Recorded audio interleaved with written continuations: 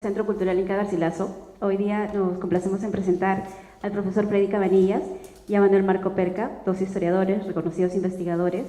El profesor Freddy Cabanillas es licenciado en Historia, asimismo tiene estudios de posgrado en Historia del Arte, Arte Latinoamericano y Arte Peruano. Por su parte, Manuel es un crítico de arte muy reconocido, así como periodista y fundador de una revista de arte y artificios. Bueno, le damos la bienvenida, por favor, con palmas al profesor Freddy Cabanillas.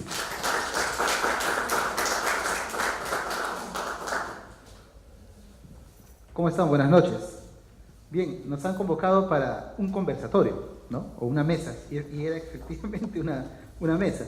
Bien, es algo no usual, ¿no?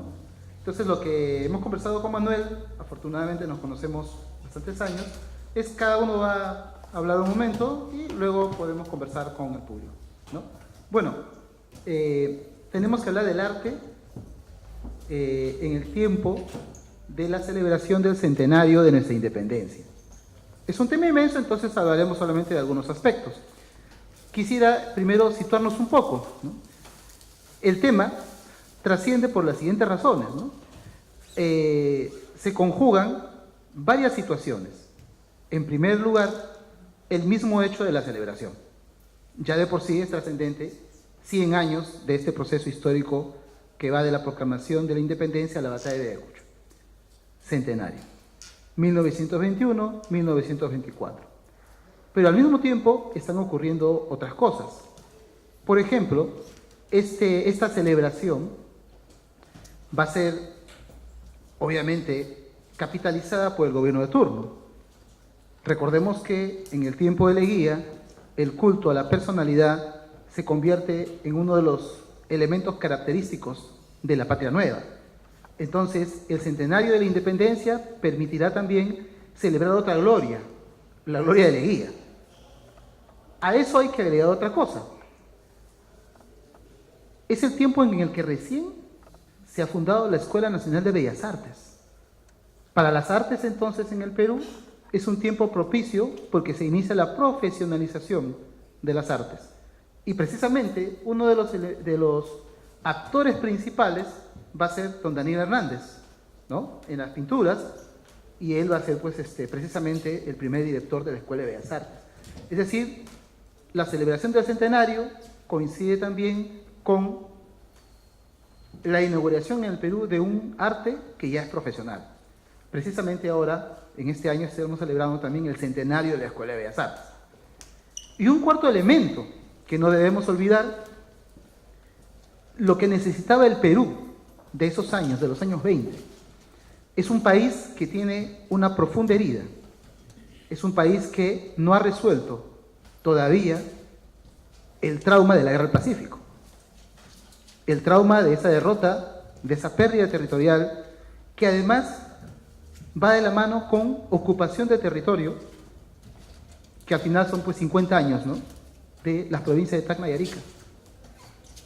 Algo que debió resolverse a los 10 años se ha prolongado finalmente medio siglo.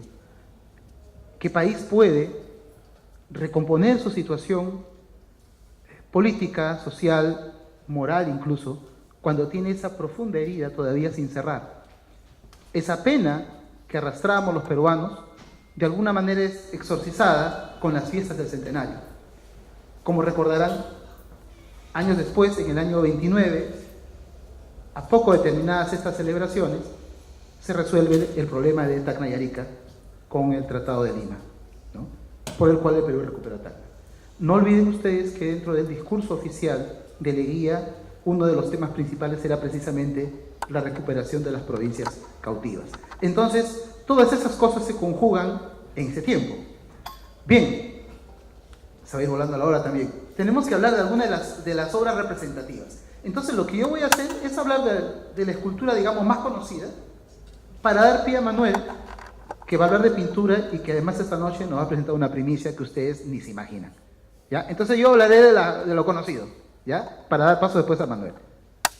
Bueno, de las tantas obras pues representativas, seguramente todos vamos a coincidir que la estrella ha sido San Martín, ¿no es cierto?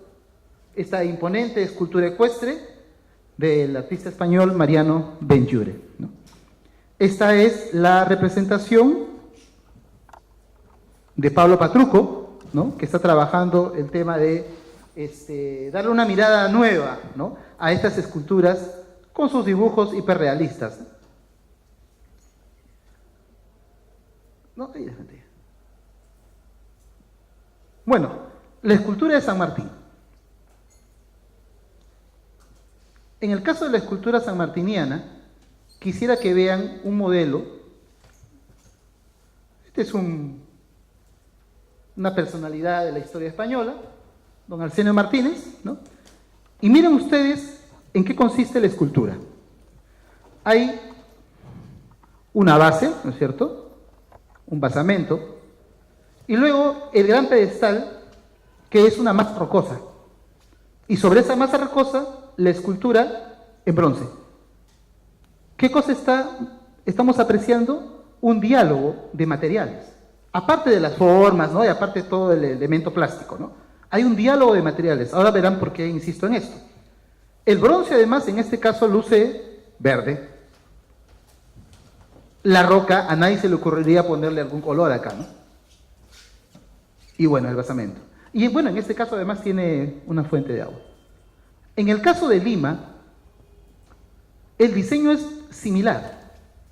Esta es una maqueta que circula en internet, que todos lo podemos encontrar en internet. La maqueta del monumento. Se han dado cuenta que parece bastante, ¿no? La idea de la masa rocosa en la parte superior.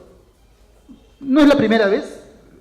Igualmente, Querol, que hizo el monumento a Bolognesi, Macho, que hizo el monumento a Grau, cuando uno investiga sus esculturas anteriores, hay varias obras que anuncian las que hacen en Lima, porque un artista pues reutiliza varias veces su lenguaje personal, ¿no? Incluso las alegorías.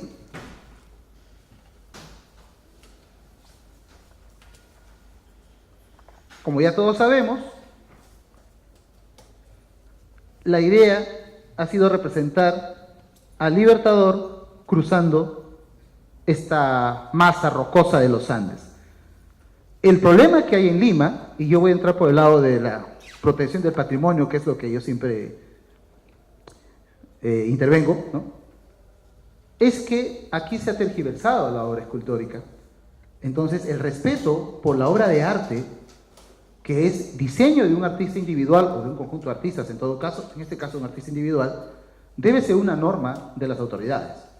No podemos intervenir, no podemos modificar. Lo que podemos hacer es la conservación preventiva, o en último caso la restauración cuando ha habido un daño, pero no tratar de alterar la obra como si nosotros supiéramos más que el artista. Es más, de repente nosotros consideramos que la obra puede ser mejorada, pero no nos corresponde intervenir, hay que respetar la obra del artista. No me parece ético, ¿no?, que yo quiera corregir un artista, ¿ya? Por más que a mí me parezca que lo puedo hacer mejor, ¿no? Entonces, ¿qué ha pasado aquí? Como pueden apreciar, está pintado de negro, ¿no? Y tiene pues no sé cuántos miles de litros de pintura negra a través de todo el tiempo le va renovando su pintura negra. La masa rocosa está pintada, entonces eso ha destruido totalmente el impacto visual y el diálogo, como hemos visto en la escultura española, ¿no? Bueno, aquí sí se ha mantenido, ¿no?, esta cosa marmórea. Bien, ya hablamos un poquito de la cuestión del maltrato al patrimonio. Hablemos un poco de los elementos escultóricos. ¿Recuerdan qué dice ahí en esa frase completa? En la parte delantera, ¿no? ¿Qué dice? La nación, dice, ¿no?, a San Martín. O sea, la alegoría de la nación. Esta mujer es una alegoría, representa al país, que está homenajeando al Libertador. Interesante porque esta es una escultura de mármol. Miren ustedes la belleza. A veces las cosas que están a la vista no las apreciamos. Está ahí en la plaza y pasamos todos los días, rara vez nos detenemos a mirar. Miren ustedes el tratamiento, ¿no?, de los pliegues que ha trabajado el artista, porque tallaba el mármol y también hacía la fundición en bronce. Es un escultor que está trabajando los dos materiales. Miren los pliegues, las sombras que se forman, hieratismo, ¿no?, lo que le da más solemnidad. Y además, el casco es de bronce. En la misma pieza hay una combinación de elementos. Y las formas vegetales, estos laureles que salen de sus manos, son también de bronce, ¿no? Está dialogando con los materiales. Ahí está la famosa llamita, ¿no? Que todos conocen. Es interesante porque el artista ha sabido, ahí está, el artista ha sabido interpretar la simbología nacional, ¿no?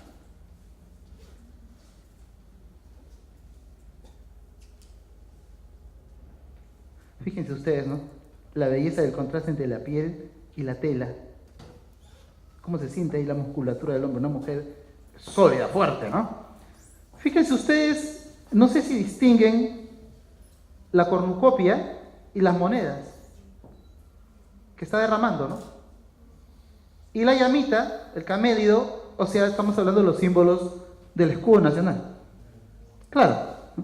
Obviamente que no le exijamos a los artistas necesariamente una exactitud científica. En realidad es una vicuña en el escudo, ¿no? Y esta es una llama, ¿no? No es una vicuña. Bueno, pero ha querido representar el camélido de nuestro escudo, ¿no es cierto? Y no otras leyendas urbanas que andan por ahí que son absurdas, ¿no? Bien. Otra cosa interesante es en la parte posterior. Vamos a la parte posterior. Esto es conmovedor, ¿por qué? Porque a veces nosotros vivimos de fantasías. ¿Cuántas veces hemos escuchado a la gente decir, ¿no? Perú y Argentina, ¿no? Unidos, países hermanos, ¿no? Sí, pues, podría ser. Al menos de nuestra parte sí, ¿no? Y no podemos olvidar a San Martín y no podemos olvidar a Sáenz Peña, y en el caso de la Guerra del Pacífico, ¿no? Pero esta hermandad, no seamos ingenuos, no siempre ha sido así, porque entre países no hay amistades, hay alianzas y hay relaciones de intereses, ¿ya? Nosotros apoyamos, ¿no? En la Guerra de las Malvinas, y en el 95 el gobierno argentino vendió armas a Ecuador, ¿no?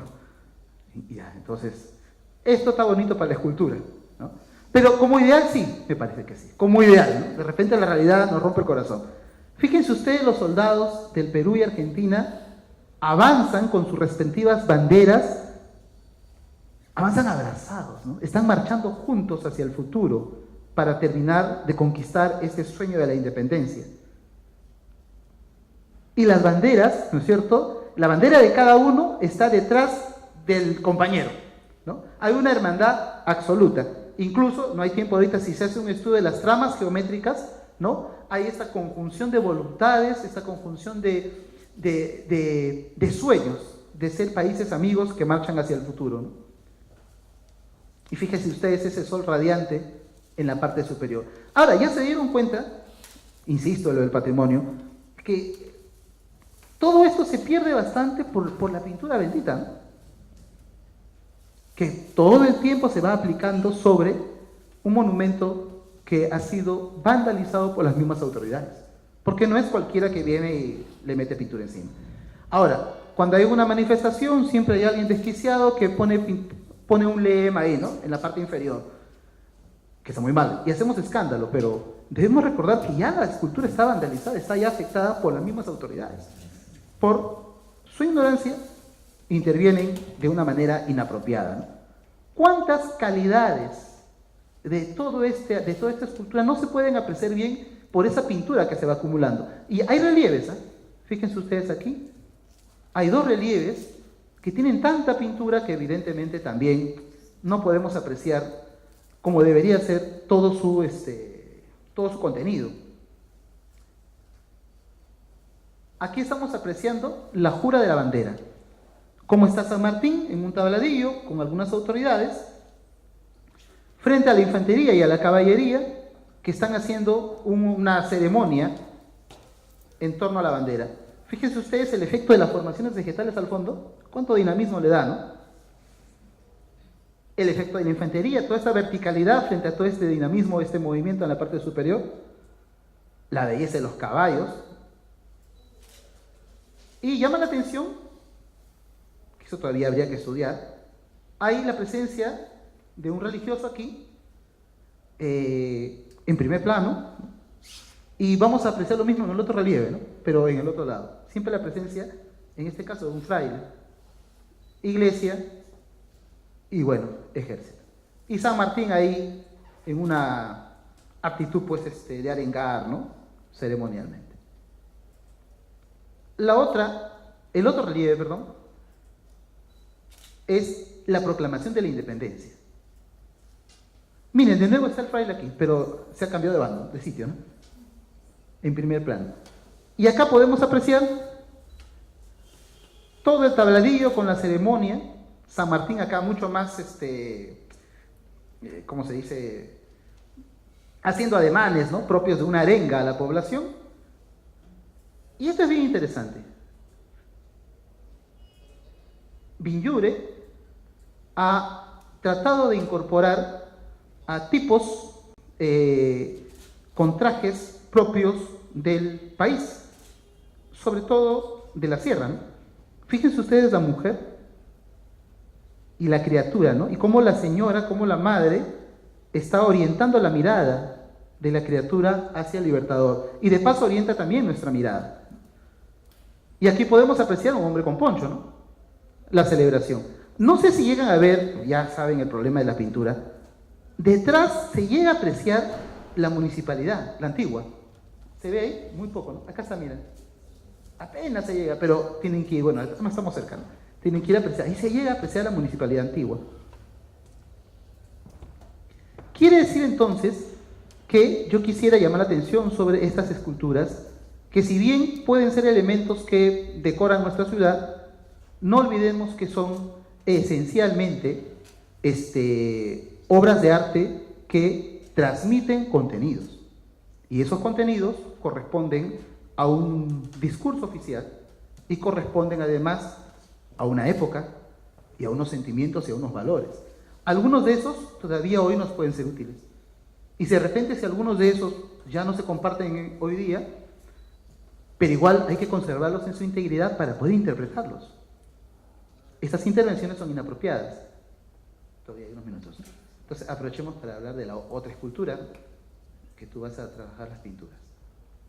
Otra escultura que podríamos mencionar, la libertad, por ejemplo. La libertad ya es hacia el año 26, ¿no? Ya casi cerrando toda esta celebración, ¿no?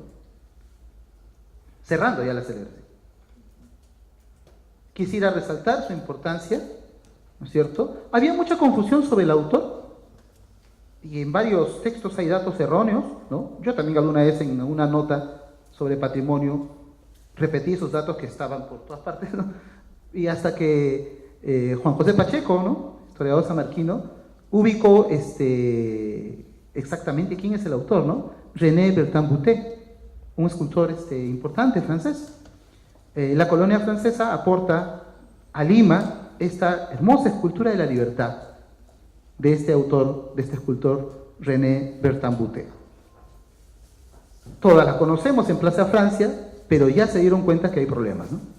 Tenemos nuestra propia libertad, no es evidentemente, no tiene las dimensiones espectaculares de la otra super famosa de Estados Unidos, pero tenemos nuestra propia libertad.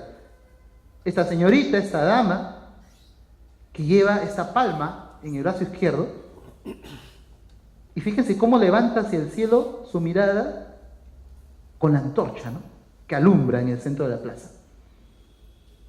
Es una escultura de gran calidad, ¿cierto?, que deberíamos preocuparnos en, bueno, acá sí se necesita una restauración, porque la escultura ha sido mutilada, ¿no? La estatua de la libertad en Lima ya no alumbra. Le robaron tanto la palma como la antorcha, ¿no? Ahora, aquí, el monumento a San Martín es mucho más complicado porque, pues yo no soy un experto en restauración, pero imagínense retirar toda esa pintura del bronce, esa pintura de la roca, debe ser un proceso costoso, ¿no? En este caso, la antorcha, que es lo más notorio, es una cosa pequeña que se puede hacer y colocar, pero no, a nadie le ha llamado la atención, a nadie le ha interesado. Durante años venimos hablando de esto, pero se ignora totalmente, ¿no? Ahí está la antorcha mutilada, la libertad mutilada sin antorcha. Pero yo creo que ya que estamos arribando al Bicentenario, es una oportunidad para ponernos al día y restaurar estas piezas hermosas, ¿no? Lima tiene un acervo escultórico realmente envidiable, pero lo tenemos muy maltratado. es la libertad. Ya que tengo poco tiempo, hablemos de otra escultura importante. Manco Cápac. Ahora, dirán, pero si se trata de las esculturas o de las obras de arte, de las pinturas que conmemoran la independencia. Ya. Claro, de repente la estatua de Manco Cápac no alude directamente a la independencia, pero se hizo con motivo del centenario y al hablar de Manco Cápac se está hablando de uno de los personajes símbolo de nuestra nacionalidad. Aunque su vida está envuelta en leyenda, ya ese es otro tema. Es Manco Cápac, ¿no? El fundador de, bueno, todavía no es el imperio, pero en ese tiempo decía el fundador del imperio de los incas, se decía, ¿no? Sabemos que todavía con él no es un imperio, pero esas ya son las cuestiones ya técnicas de los historiadores. La cosa es que Manco Cápac, el fundador del Cusco, requería un monumento en la capital y esto se logra por la participación de la colonia japonesa. Si bien para nosotros la trascendencia es el iniciador del imperio incaico, ¿no es cierto? Con eso se reafirma una de las raíces de nuestra nacionalidad. En la colonia japonesa también hay un interés especial porque en ese tiempo había algunas teorías bizarras, ¿no?, que decían que había alguna relación entre los japoneses y los incas, que habrían llegado, ¿no? Incluso allá por ahí había un libro, ¿no? Entonces, estas cosas pudieron ayudar a que se escogiera Manco Cápac. Bueno, pero para nosotros fue realmente importante porque es un ícono, ¿no? David Lozano, el gran escultor nacional, realmente hizo una obra de gran calidad soberbia, ¿no? ¿Cómo es la idea de representar, no solo en el Perú, en varios países de América Latina en esos años, a los líderes indígenas hercúleos, poderosos, ¿no?, imponentes, ¿no? Son tiempos además de indigenismo. Miren cómo se apoya en esta vara lanza y señala, posiblemente está señalando el lugar donde debe fundarse el imperio incaico. Perdón, la capital del imperio incaico, el Cusco. Tiene una serie de relieves, ¿no? Y ojo, hay una diferencia con la escultura que vemos hoy. ¿Se han dado cuenta que esta tenía un basamento muy pequeño, ¿no? Después se elevó. Porque aquí realmente, sí, pues está bastante cercana al piso. Miren ustedes, claro, hoy ya no haríamos esto, ¿no? Ya no estamos diciendo que no hay que intervenir, ¿no? Bueno, pero esto ya es parte de su historia en este caso. Esa foto está tomada hacia el año 2010 me refiero, 2010, cuando todavía podíamos apreciar la escultura en su integridad. Una obra de esta altura está hecha para ser apreciada en el corazón de una plaza, además que es bastante grande, y desde todos lados, ¿no? Es una escultura urbana para verla desde todos lados, ¿no? Y nos ofrece además una multiplicidad de vistas por los relieves, los 4 relieves que le acompañan. Entonces, toda esta parte, este basamento ha sido agregado, le ha dado más altura, le ha hecho un poco más espectacular. Ese es el Manco Cápac, esta fotografía es de internet, obviamente no sé cómo lo han tomado, ¿no?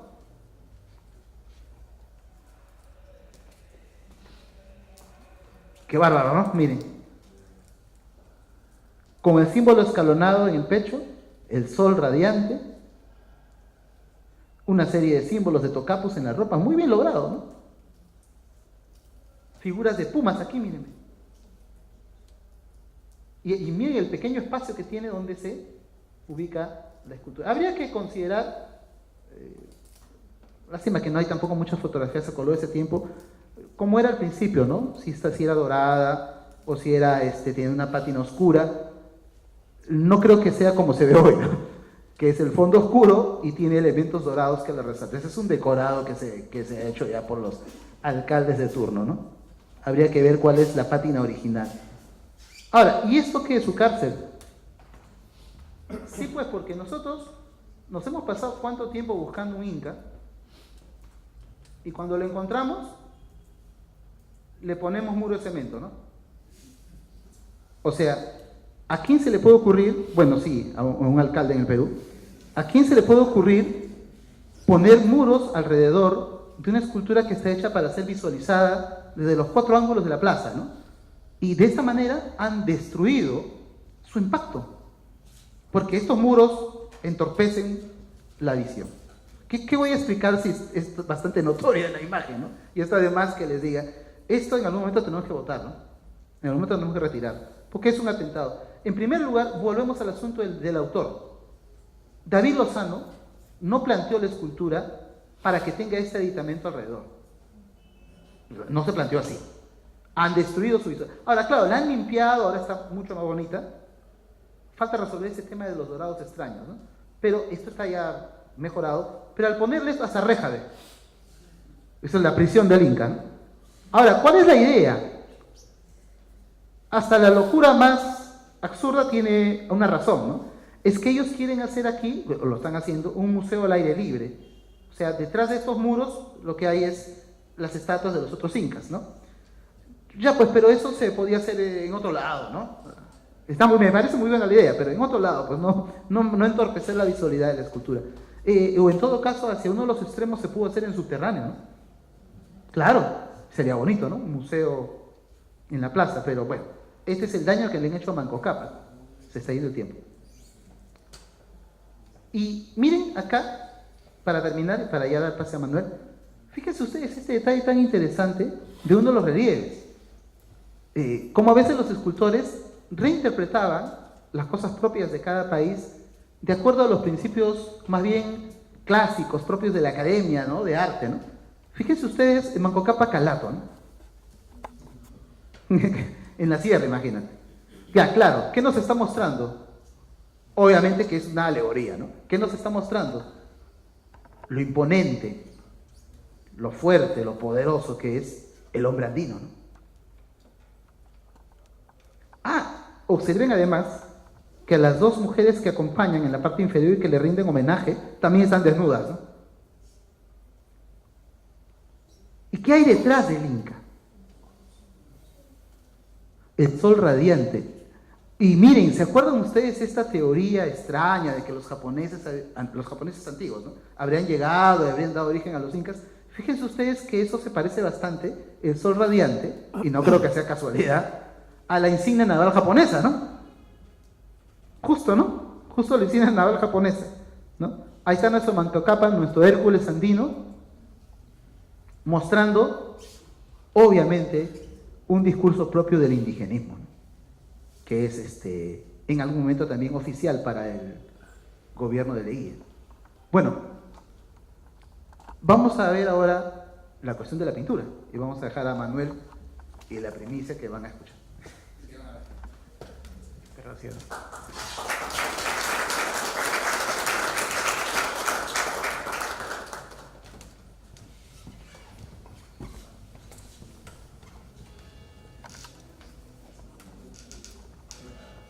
Sí, muchas gracias.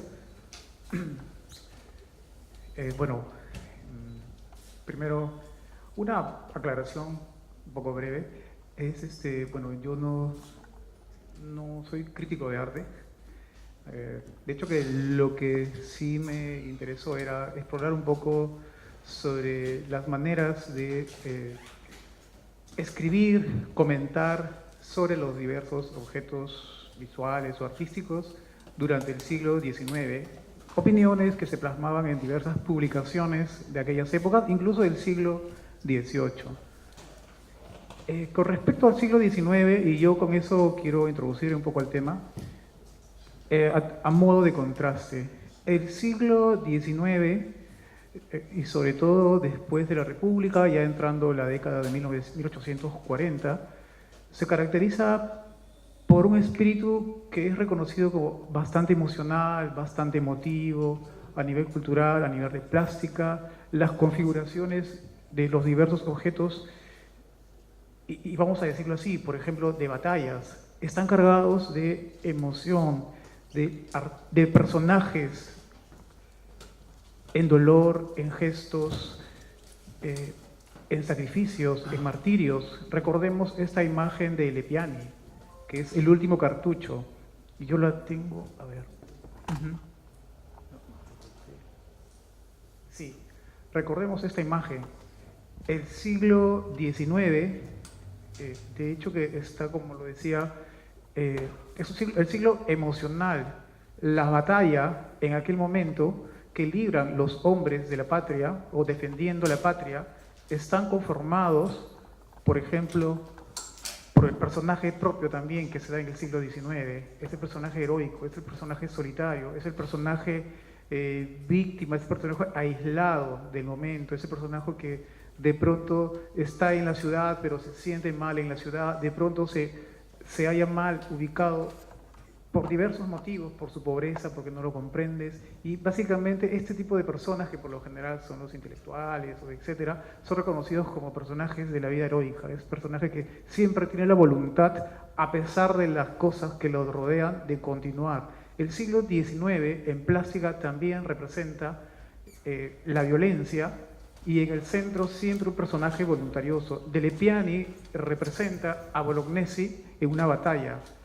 La batalla básicamente que se da frente a un enemigo que es Chile, pero siempre el héroe, ese personaje de voluntad que está muriendo pero decide sobrevivir. Alrededor suyo sí está lo emocional. El personaje del centro es el personaje siempre heroico, siempre con la voluntad de no caer, incluso ante la muerte, de no caer ante la muerte.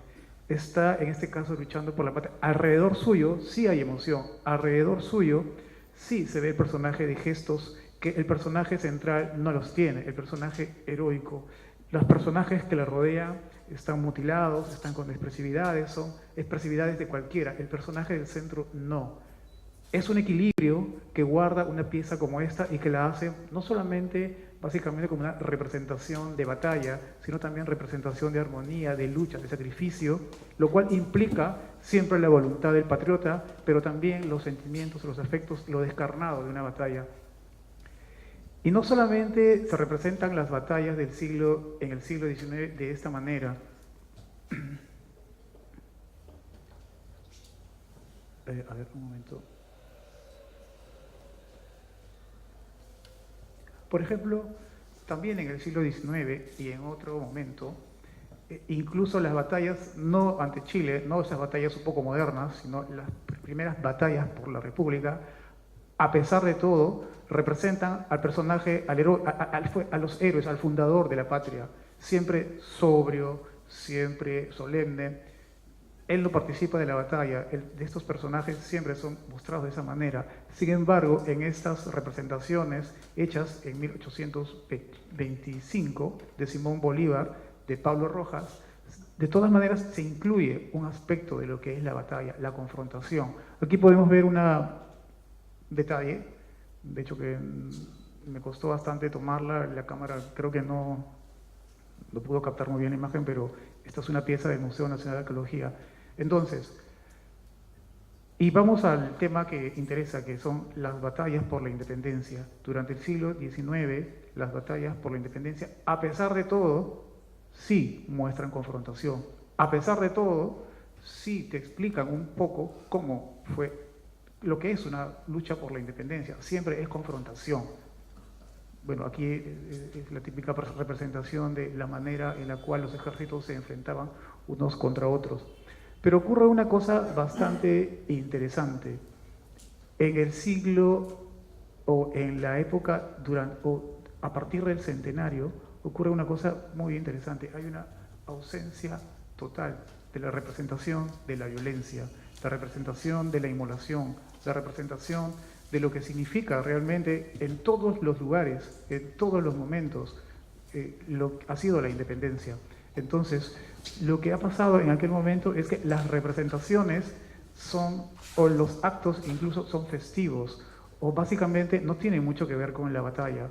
Tiene diversas explicaciones, pero lo que hay es siempre grandilocuencia, siempre la heroicidad, pero solamente ajeno a todo. Es un personaje como este, por ejemplo, que acompaña un álbum de firmas de asistentes a las ceremonias del centenario.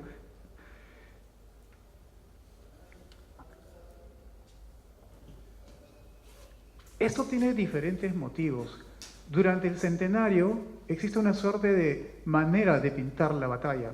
Durante aquel momento, por ejemplo, primaba en el ejército peruano, y no solamente entre ellos, sino entre muchas personas que tenían poder de decisión sobre las obras que se tenían que mandar a hacer o encomendar, primaba una idea: la batalla, la confrontación, no podía mostrar emociones, porque finalmente el ejército patriótico de aquel momento es subsumido e interpretado por vamos a decirlo así, por las autoridades de 1921 al 26, son subsumidos y son básicamente ya no representados con gestos, sino siempre en heroicidad, siempre ajenos. A ver, ¿qué dice este texto que estamos aquí, por ejemplo, de Carlos de Lepiani? Un ejército, la defensa de una patria es sufrimiento y es dolorosa, pero la representación, un soldado, un patriota, un ejército que representa una nación, jamás debe de mostrar ese tipo de debilidades. Y en la representación de la pintura, esos actos no se deben de dar, porque los actos de batalla son actos solemnes, son actos excelsos, y básicamente destierra de esta manera el ejército peruano y la visión militar, que también fue muy aliada de Leguía. Por eso la idea de representación, los actos, todas las representaciones son básicamente de héroes, de esta manera. O por ejemplo también en un acto un poco más personalista, se puede representar a un artista, el retrato de San Martín de una manera, vamos a decirlo así, casi escultórica, y Leguía aprovecha esta, vamos a decirlo así, esta suerte de personaje, esta suerte de pose ya instituida incluso desde 1821, para él mismo colocarse como una suerte de San Martín contemporáneo, porque él inauguraba la Patria Nueva, y es más, está en una pose de declamación, está declarando lo que es la nueva etapa que él abre con su gobierno. Y básicamente, a nivel de imagen, a nivel de representación de la violencia, podemos ver, la violencia no existe, en todo caso lo que hay es una suerte de montajes, un montaje de San Martín hasta la contemporaneidad, representado por Leguía, que funda la nueva patria. Pero no solamente él representa no como héroe, sino también él está representado y se representa como un personaje que abre un Estado nuevo, un proyecto nuevo, es decir, un proyecto moderno, un proyecto alrededor del cual él como el centro, y es el que lleva el Estado, es el que lleva la idea de hacia dónde se quiere ir. Pero básicamente esto que yo les estoy comentando no es lo que a mí me interesa esta vez mostrar. He venido básicamente yo con la idea de presentarles lo que ha sido el resultado de una pequeña indagación. Una pequeña indagación y felizmente, bueno, ubicación. El año de 1921 ocurre una cosa bastante interesante. Se funda en lo que es ahora el Museo Nacional de Arqueología, Antropología e Historia. A lo mejor me ayuda un poco con una especie de pequeño plano. Y creo que mejor todo esto, este espacio, este predio existía ya desde la colonia. Para la década de 1820, el virrey de la época, apartándose un poco del palacio, decide venir a esta casa hacienda. Se ubica en este espacio, que era lo único que existía en aquel momento.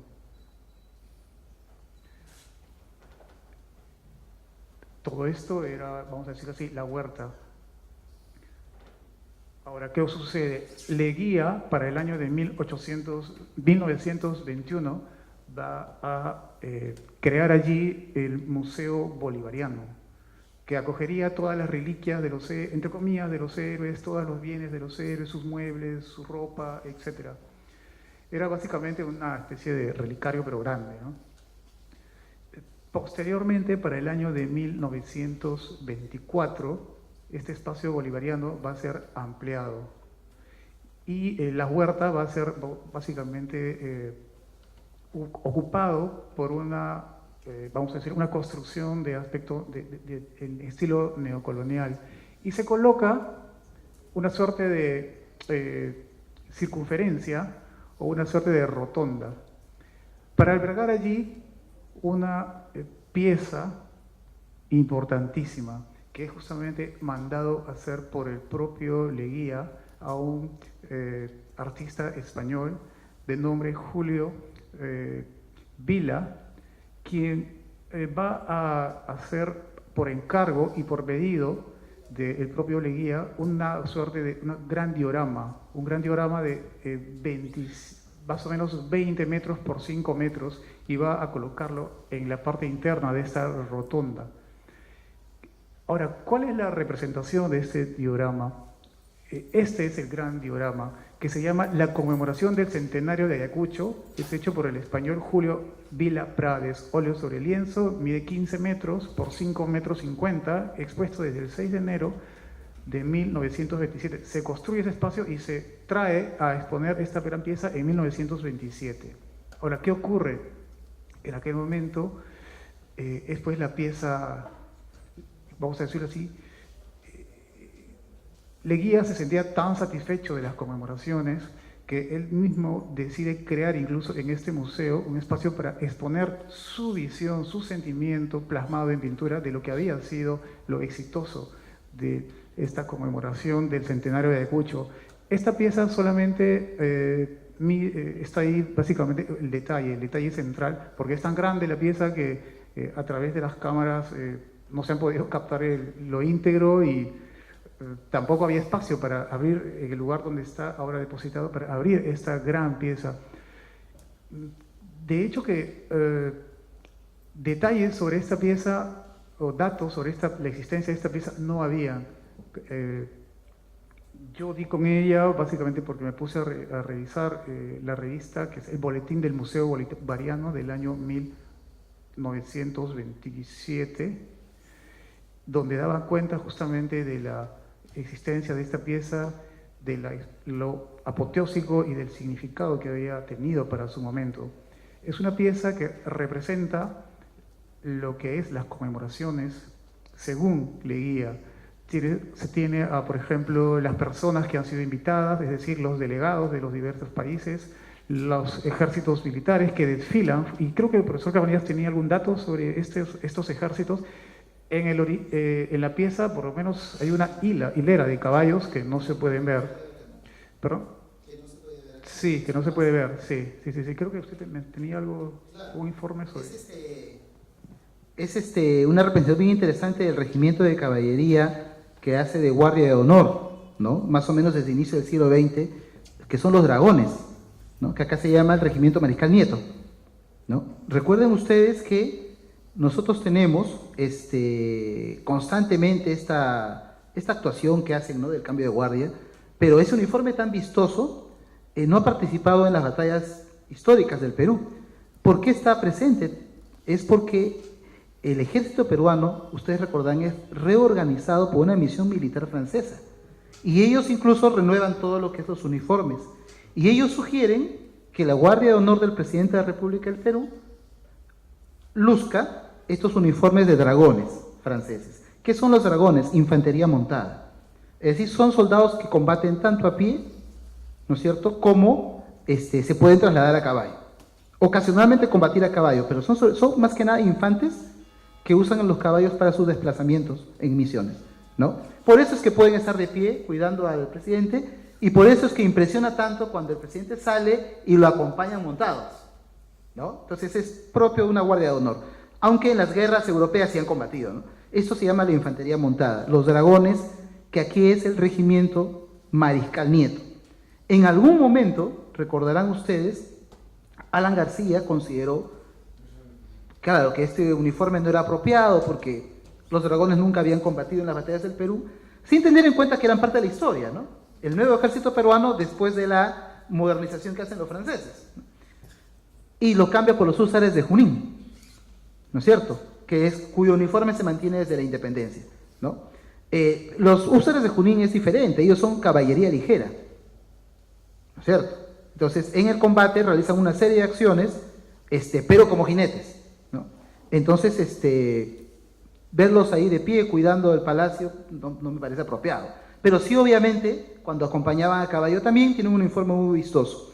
Hasta que el año 2012, nuevamente se volvió al Mariscal Nieto, ¿no? Entonces volvió la tradición de la Guardia de Honor de los Dragones. Precisamente tuve la suerte, eso fue suerte, de estar en la Plaza de Armas el día en que los húsares de Junín devuelven al Mariscal Nieto la responsabilidad de cuidar al presidente, ¿no? Si hay tiempo veremos algunas fotografías de eso. Lo interesante es que acá está este testimonio. Hay dos uniformes, ¿ah? El de negro y rojo y el de blanco y rojo. El de negro y rojo es en invierno y el de blanco y rojo es en verano. Es el mismo regimiento, sino que tiene dos uniformes por la temporada. Bueno. Muchas gracias.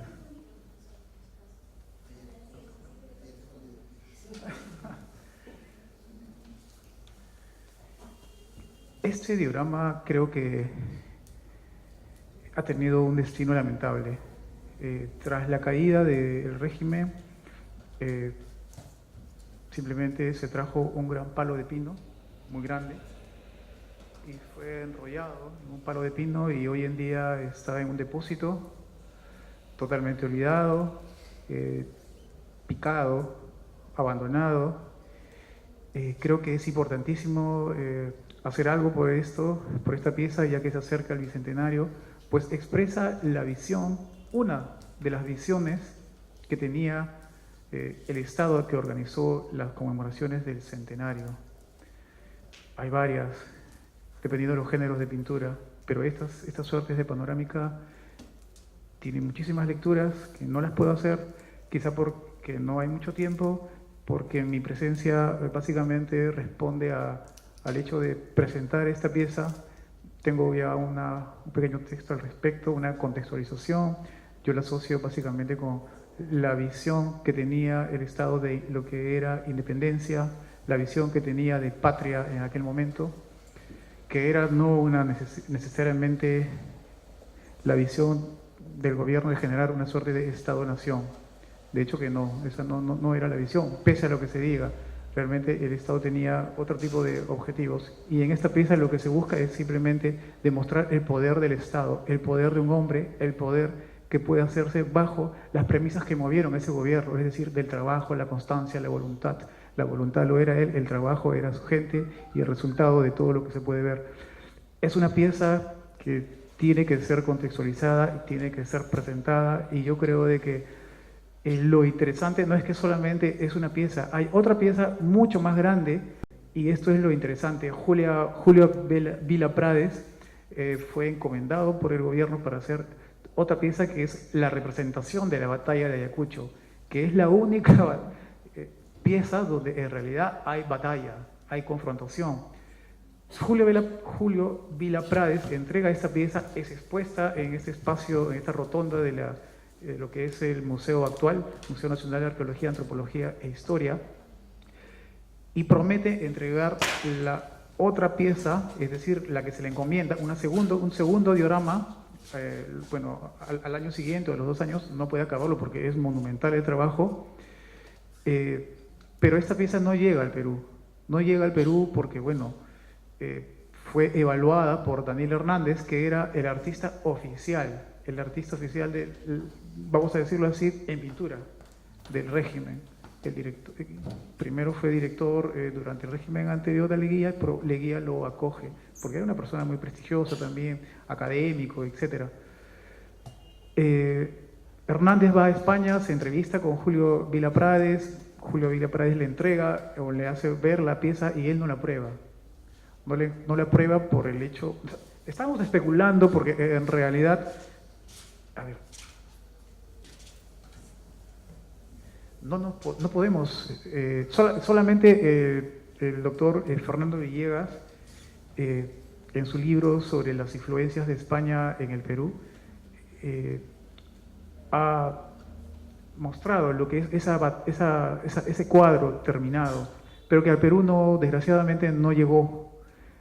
Desgraciadamente no fue traído al Perú cuando, vamos a decirlo así, el mismo artista Vila Prades exige al gobierno que retire esa, vamos a decir, calificación poco auspiciosa, y él dice que él ha gastado mucho tiempo, mucho dinero, le ha costado demasiado trabajo y tiene que ser reconsiderado y tiene que ser traído al Perú y el Estado tiene que pagarlo. ¿Qué pasa? De que justamente ya es el año 29, es la crisis, y una pieza como estas, traerlas al Perú era demasiado costoso, y simplemente también el artista muere. Se quedó en España. Solamente el doctor Villegas ha podido ver esta pieza que está en un banco de España, que es un banco en Castilla, creo que esta pieza es mucho más monumental. Tiene una característica, eso sí, interesante, porque Julio Vila Prades, y también probablemente no, por eso no fue bien visto por el propio Daniel Hernández, director en esos tiempos de la Escuela de Bellas Artes. Lo que se ve allí es la agonía, la heroicidad del virrey español ante las tropas, vamos a decirlo así, latinoamericanas o iberoamericanas, o básicamente de Argentina, de Colombia, Chile, Perú. Y bueno, de hecho, este puede ser uno de los motivos por los cuales probablemente no se decide traer este cuadro en un primer momento. Y creo que digo este primer momento porque también debería de traerse para las conmemoraciones del Bicentenario, al menos para exhibirla, o para que sea expuesto en un espacio grande, porque al final de cuentas, no solamente tenemos que ver cómo queremos o cómo representamos o cómo deseamos representar visualmente lo que han sido las batallas del pasado, sino que también tenemos que ver cómo la generación anterior, la generación del centenario, el Estado, concibió la independencia. Y creo yo que, por ejemplo, este museo bolivariano, que hoy en día es el Museo de Historia, dentro del Museo Nacional de Arqueología y Antropología, debería de también exhibir e incluir en sus colecciones o en sus exposiciones sobre la independencia piezas que tengan que ver con cómo los otros han concebido la independencia, cómo los pueblos, por ejemplo, de Ayacucho, cómo las regiones se están representando y cómo entendieron y han entendido a lo largo del tiempo visualmente lo que han sido las confrontaciones. Toda confrontación siempre es dolorosa y este Perú se logró por la confrontación, según versiones entre peruanos o entre criollos o entre iguales o con el enemigo, lo que sea, pero hay que exhibirlo todo. Quizás el profesor tiene... Sí, podemos volver a... Sí, sí, claro. Claro, sí. Fíjense ustedes, es la Plaza Bolívar, correcto, ahí está el monumento, y entonces lo que está detrás de la institución. Interesante que en el friso han colocado, la han adaptado, ¿no? Dice Ayacucho, ¿no? Con los años de la conmemoración. Es de la Inquisición, obviamente. Y estos son unos obeliscos efímeros. Sí. No sé si recuerdan esa famosa fotografía de la inauguración de Plaza San Martín, que también hay estos elementos verticales, pero claro, con una foto tan antigua es difícil determinar, ¿no? Posiblemente son estos objetos también similares que estamos viendo aquí, ¿no? Y la centralidad, ¿no?, de Leguía, justo debajo de, mira la cabeza, Sí, ¿no? Sí. debajo de Bolívar, ¿no? Sí, es la patria nueva. En realidad, siempre en contacto y siempre en asociación con todos los países del mundo, porque finalmente para Leguía la modernización partía justamente de asociarse con lo, vamos a decirlo así, con los límites, o el capital extranjero, con los países extranjeros, finalmente con los países desarrollados o finalmente los países hermanos en búsqueda de la libertad, independencia política, ¿no?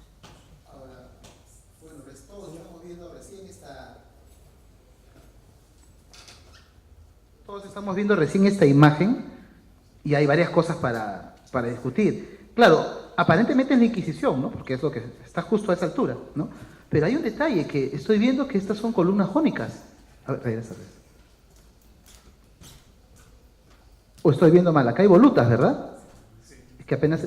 Pero la Inquisición es de orden dórico-romano. Habría que ir a constatar, porque no han cambiado evidentemente los capiteles. Entonces, si no es la Inquisición, esto ha sido construido delante como una especie de arquitectura efímera, ¿no?, para la celebración, porque me parece que son volutas, estas son columnas jónicas. Habría que constatar, ¿no? Parece que puede ser algo efímero también. Sí. Y recuerdan la Inquisición, ¿no? Es dórico-romano, hasta donde recuerdo. Sí, y yo he empecinado en darle un poco de valor a esta pieza. Yo creo que la voluntad debe de partir básicamente de quienes en este momento custodian esta pieza, ¿no?, que es la gente de este mismo Museo Nacional de Arqueología, Antropología e Historia, y básicamente los que están en el espacio que custodia, que es el Museo de Historia, ¿no? Creo que pasaríamos a las posibles interrogantes que puedan tener algunos de ustedes, no lo sé.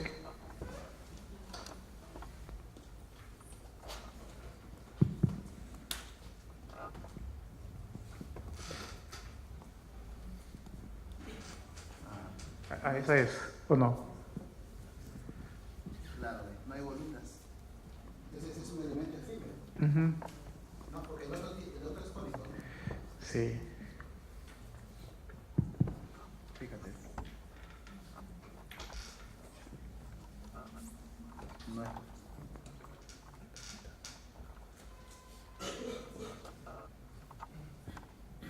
No es la Inquisición, evidentemente, ¿no? Es un monumento efímero que han levantado, pero justo delante de la Inquisición. Y lo que les quería mostrar, mientras de repente se animan a intervenir, este fue un día memorable. Claro, para nosotros puede pasar desapercibido casi, pero imagínate para los militares, para los que participan en estas ceremonias y usan esos uniformes. El momento en que los húsares devuelven, ¿no?, al mariscal Nieto esa responsabilidad, ¿no? Fíjense ustedes las fotografías. Justo se están retirando los húsares, ¿no?, por un lado de Palacio.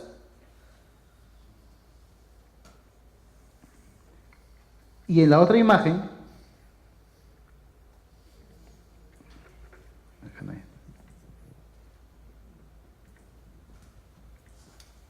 están esperando en la parte posterior el mariscal Nieto para reasumir sus funciones, ¿no? Y en la otra imagen, justo los captamos juntos. Bueno, estos son los músicos del mariscal Nieto, ¿no? Bueno, quizá dejamos esa imagen.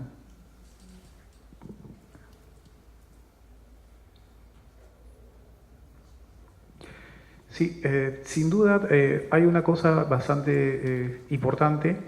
Estamos hablando también un poco de escultura, a propósito que hablamos de escultura, de pintura hecha durante lo que es el periodo de las conmemoraciones del centenario. Estas son de diferente índole, más allá de probablemente el soporte en el que puedan estar hechas. También evidencian una cosa, es la idea que tuvo el Estado sobre lo que era una representación visual, sobre lo que era mandar a generar ciertos tipos de visualidades.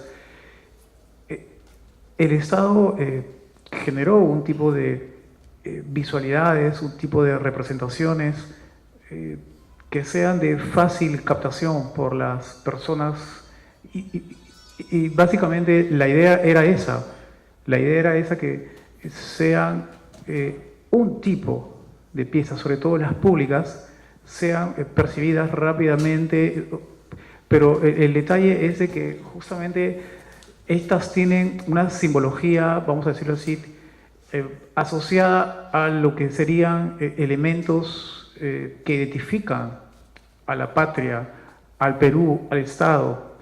En ese sentido, fueron perdiendo, vamos a decirlo así, el valor ante los fracasos constantes de la República, del Estado.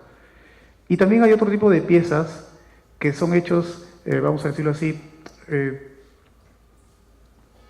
para hacer, enaltecer la propia o la persona, como es, por ejemplo, Leguía, o su Estado, o el mundo que él quiso construir. Son piezas definitivamente polémicas, son piezas importantes, pero de todas maneras tienen una característica fundamental. Ellas han configurado nuestra imaginación o nuestro imaginario sobre lo que han sido las batallas, sobre los que han participado, vamos a decirlo así, en estas conflagraciones o quienes las representan. En una visión conservadora, la batalla probablemente, o la independencia solamente sea identificada con San Martín o las piezas de Bolívar. Probablemente para alguien un poco más contestatario, por ejemplo, uno va a Tacna o a Piura o va a Ayacucho, estos personajes no son importantes, ellos tienen sus propios héroes. En todo caso, hay una infinidad de visiones y visualidades y representaciones actualmente sobre la independencia. Y quizá lo importante sería hacer una especie de, como ensayo, unas genealogías de las representaciones de lo que han sido las gestas de la, por la independencia, ¿no? Guerras por la independencia, o etcétera, y también todo lo que ella implicó. Hoy en día, bueno, de hecho que esto no es seductor, no es seductor.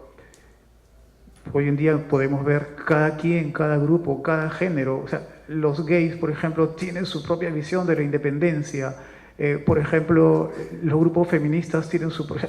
Hoy en día lo bueno es de que se está compitiendo o se está confrontando las visiones estatales sobre lo que ha sido la independencia.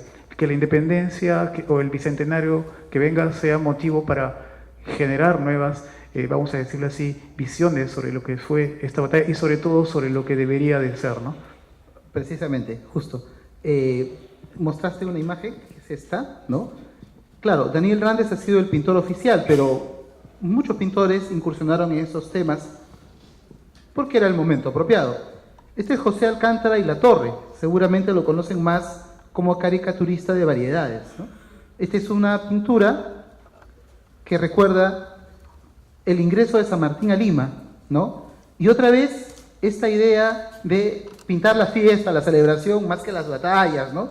Que las cosas terribles que ocurrieron. No hay la batalla de Cerro Pasco, ¿no? Pero sí hay el ingreso de San Martín a Lima. Y fíjense ustedes, ¿se acuerdan en el relieve de Benlliure? Otra vez, ¿no? La madre y el niño, mostrando al Libertador como el modelo, ¿no? Y acá hay un joven afroperuano. Interesante, ¿no? Una pintura que trata de incluir a los distintos elementos sociales. José Alcántara y Latorre, ¿no? Este cuadro está en el Museo Pueblo Libre, pero en la línea de lo que hablaba Manuel, hubo distintas visiones. El mismo Alcántara y Latorre, que hace un cuadro oficial, digamos, en ese sentido, ¿no? Celebratorio, también hace cosas como estas.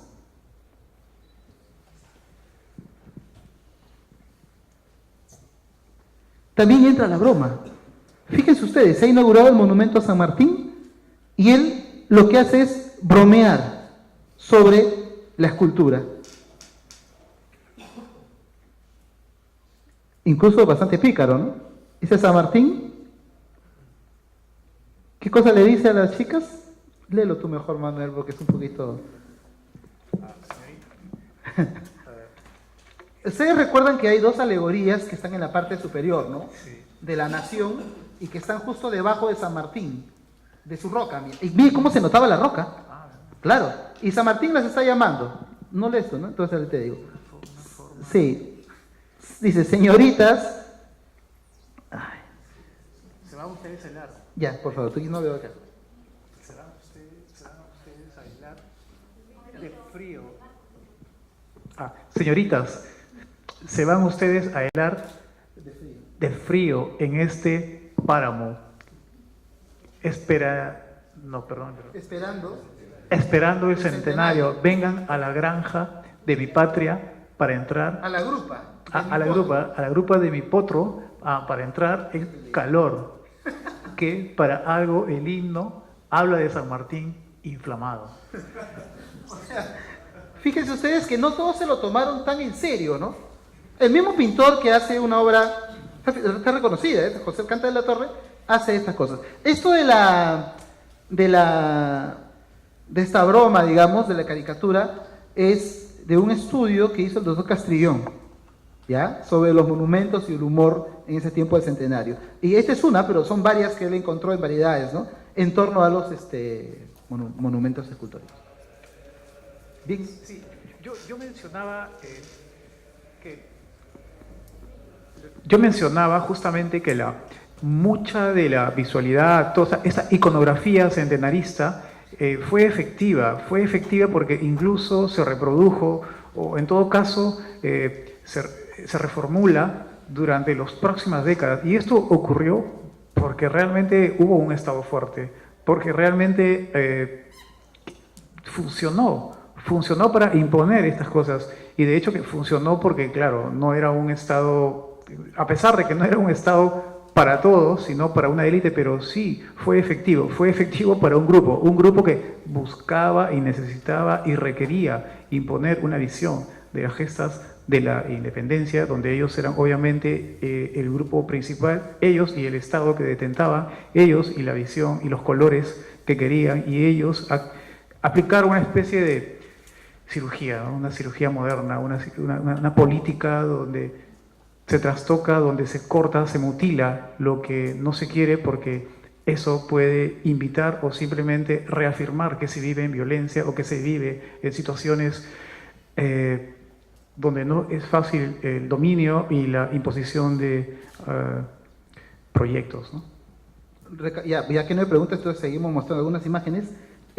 Algunas de estas obras son tan importantes que todas las hemos visto pues, en los libros de colegio, que se han ido reproduciendo, ¿ya? Las han ido reproduciendo por su trascendencia. Por ejemplo, esta es la famosa capitulación, ¿no es cierto?, que está en el Banco Central de Reserva, ¿no?, en el museo, que ahora se llama el Museo Central, ¿recuerdan? Bien, pero hay otra versión, ¿no? Observen bien, para que se den cuenta de las diferencias. A ver, memoria visual. Mírenla un rato.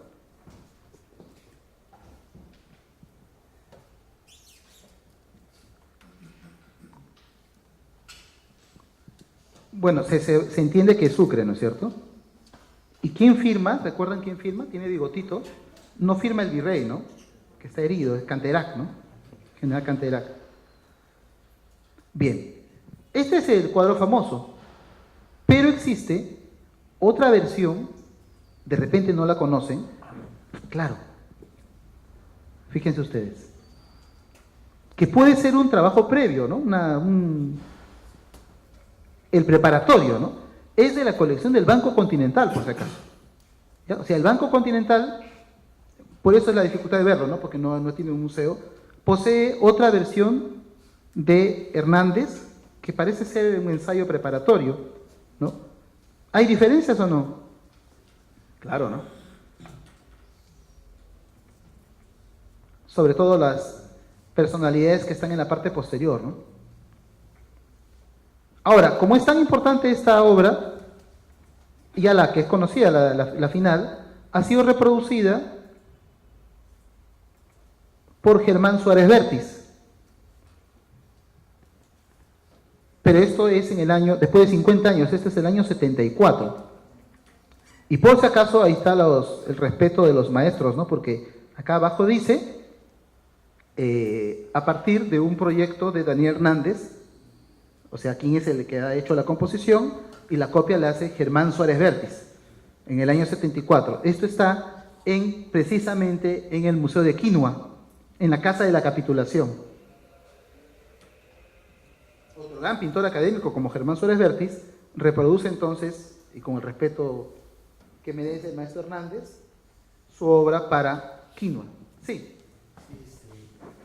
Bueno, deseo felicitarme por esta conferencia que Marco. Quería contribuir con el cuadro que estás mostrando, que esto está bastante detallado en la memoria de Miller, ¿no? La memoria de Miller te relata en qué lado está cada uno de ellos, ¿no? Lo que estás viendo en el cuadro. Y desde mi humilde punto de vista yo pienso de que hay muy pocos cuadros sobre la independencia, ¿no? Si piensas en la batalla de Ayacucho, a mí se me ocurren tres.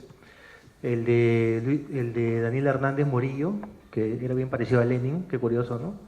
El otro es el de Teófila Gutiérrez, que si te das cuenta en la parte inferior hay como una especie de pequeña construcción o huaca que muy bien lo detalla el libro de Lepiani. Y el último es el encuentro de los generales, ¿no? Cuando los dos generales están a caballo y se quitan el sombrero, ¿no? Pero de ahí más pinturas sobre la batalla de Ayacucho, no sé, ¿no? En Colombia y Venezuela sí, ¿no? Hay bastantes representaciones de las guerras, de las batallas, ¿no? Pero acá, efectivamente, acá es bastante escaso. En México no también. solo en el centenario, incluso a lo largo del 19, podría ser los relieves que están en el Monumento a Bolívar. Tienes el relieve de Junín y el relieve de Ayacucho, pero eso es hecho por el italiano, Tadolini, ¿no? Y si vas a la Benemérita Sociedad de Fundadores de Independencia, también hay uno. No sé si sobre Junín o Ayacucho, pero es una de ellas que es prácticamente el tamaño de la pared, ¿no? Bastante grande. Lo segundo que quería decir es de que, si bien es cierto, con respecto a este terrorismo que usa la gente con respecto a todo lo que es cultural, ¿no? Lamentablemente, o mejor dicho, favorablemente hay mucha gente que está, digamos, ocupando mandos medios, ¿no? En diferentes instituciones públicas. Lamentablemente ninguno de ellos está como en el área donde se toman las decisiones importantes. y ahí está lo que menciona sobre San Martín, y ni qué decir la parte posterior a el monumento que hay sobre a la batalla de Ayacucho, ¿no? En la parte posterior del monumento hay una parte donde hay un soldado donde su mano sale de la escultura. Esa mano también está mutilada. Bueno, ni qué decir de Bolognesi. Se refiere a Pampa de Quinoa. A Pampa de... ¿no? Y ni qué decir de otras formas, ¿no? Y ya que están hablando de novedades, te cuento que el ejército quiere, bueno, es una idea bastante descabellada, ¿no? Restaurar los 3 escudos que tiene la casa del gobernador. Los quiere restaurar por un monte de 100.000 soles. La verdad no sé a quién se le ocurriría restaurar algo así, pero... Real Felipe. Ajá, pero es algo que ya se tiene en mente, ¿no? Gracias. Hay algo peor, ya que has mencionado el obelisco de... Bueno, no hablamos de eso porque ese es de la década del 70, ¿no? El obelisco de Ayacucho es bastante posterior, ¿no? Pero bueno, igual tiene relación con el tema de independencia. En el relieve gigante que hay en la parte posterior, hay mutilaciones efectivamente. Justo yo he estado el fin de semana, pero hay una mutilación terrible. Han cortado la cabeza entera de uno de los soldados. Una cabeza de bronce ha sido cortada. Y realmente todo el obelisco de la Pampa de Ayacucho, ¿cierto? No Pampa de la Quinoa, Pampa de Ayacucho o Pampa de Quinoa por el pueblo que está cerca, ¿no? Todo el obelisco está en una situación de deterioro. Hay elementos que ese enchape que tiene hasta que se desprende. Es urgente entonces que las autoridades intervengan por seguridad. Mira, yo he estado el domingo y ahí en la parte superior incluso ya curvaturas. Obviamente yo no soy ingeniero ni arquitecto, pero aún así me di cuenta de las rajaduras y del peligro. Y la gente sigue subiendo. Entonces esa cosa es inmediato, ¿no? Intervenir para seguridad y para restaurar el monumento. Va a ser bien costoso, pero hay que hacerlo de todas maneras, ¿no?